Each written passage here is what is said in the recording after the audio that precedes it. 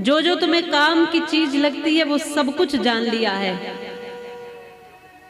लेकिन सही मायने में ये है कि जो इस धरती पर आकर जानने की इच्छा थी, या जो इस धरती पर आने का मूल उद्देश्य था, वो था सच्चिदानंद को जानने का। इसलिए श्रीमद् भागवत के महात्म का प्रथम ही श्लोक है, सच्चिदानंद रूपाय विश्वोत्पत्त्यादि हेतवे तापत्रय विनाशाय श्री कृष्णाय वयम नुमः। वो जो सत्य चित और आनंद है, आप आनंद की खोज करते हो, आनंद मिलता नहीं, क्योंकि खोजते वहां हो जहां है ही नहीं।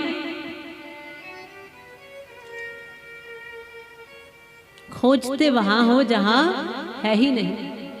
वो सत्य भी है, उससे बड़ा सत्य कुछ नहीं है। वो चित्त भी है, वो चेतन भी है, और वो आनंद स्वरूप भी है। ये तीनों अवस्थाएं एक स्थान पर हो जाएं, सत्य चित्त और आनंद, उसी को सच्चिदानंद कहते हैं, उसी को श्री गोविंद कहते हैं, उसी को श्री कृष्ण कहते हैं। ये तीनों एक जगह नहीं मिलती। बेशक कहा है ईश्वर अंश जीव अविनाशी, जीव अविनाशी है, इसका कभी नाश नहीं होता, और ईश्वर का ही अंश है। हम उसी से निकले हैं, उसी से प्रकट हुए, उसी से अवतरित हुए हैं, उसी से बाहर आए हैं, उसी परमात्मा के ही अंश के हम स्वरूप हैं। फिर भी ये तीनों हमारे पास नहीं है, क्योंकि हम अल्पज्ञ हैं और वो पूर्ण है। हम पूर्ण नहीं है। ये सत्य है कि हम हैं। देखिए जीवात्मा, ये सत्य है कि वो है, वो चेतन भी है और सत्य भी है, लेकिन आनंद उसके पास नहीं है। आनंद कहाँ मिलेगा? आनंद गोविंद को जब भीतर बिठा लोगे तभी मिलेगा। इसलिए जब भगवान भीतर बैठ जाता है तब सच्चिदानंद हो सकते हो, तब सच्चिदानंद कह सकते हो, सब सच्चिदानंद को तब भज सकते हो। ये तो सत्य है कि तुम कुछ हो, हम कुछ है, ईश्वर अंश है, ये तो सत्य है, और चेतन भी है, ये भी सत्य है। पर आनंद हमारे पास नहीं है। यदि होता तो हम भटकते नहीं, खोजते खोजते। होता तो हम खोजते ही नहीं। अब जो चीज आपके पास है उसको खोजोगे क्या? नहीं है, इसलिए खोज रहे हो। और ये तीनों मिलेंगी श्री गोविंद के पास। इसीलिए कहा, हे सच्चिदानंद, तीनों तापों से मुक्त करने वाले हे परमात्मा, हम आपको बारंबार सर्वप्रथम और हर बार आपको नमन करते हैं, बारंबार सिर झुकाते हैं।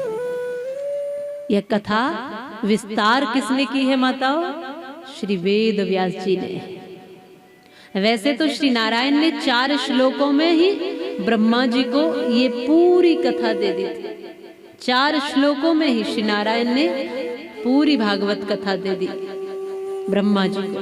ब्रह्मा जी ने यह कथा अपने पुत्र नारद जी को श्रवण कराई, और नारद जी ने फिर वेद व्यास जी को, और वेद व्यास जी ने इन्हीं 4 श्लोकों से 18,000 श्लोक कर दिए, और श्लोकों का विस्तार कर दिया, और भक्तों के लिए सरल भाव दे दिया कि भक्त गूढ़ तो नहीं समझ पाएंगे, तो सरलतम से सरलतम क्या दिया जा सकता है जिससे सभी भक्तों के हृदय में भक्ति आ सके,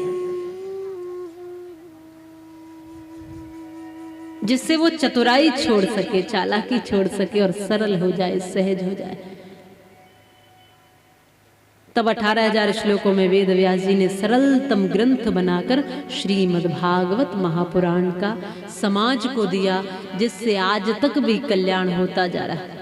यह आगे की प्रक्रिया है कि फिर श्री वेद व्यास जी ने अपने पुत्र सुखदेव जी को यह भागवत कथा सुनाई, और श्री सुखदेव जी ने राजा परीक्षित जी को, और तब से आज तक यहाँ पर बैठने वाले परीक्षित होते हैं, कोई न कोई परीक्षित भाव में बैठते हैं, और फिर 7 दिन के लिए वैसी ही प्रक्रिया में हम कथा सुनते हैं। पर सत्य ये है कि यहाँ जितने भर भी लोग बैठे हैं, स्त्री पुरुष बूढ़ा बालक जो कोई भी है, वो सबके सब परीक्षित ही है, क्योंकि बिना परीक्षित भाव के बैठोगे तो कल्याण होने वाला नहीं है।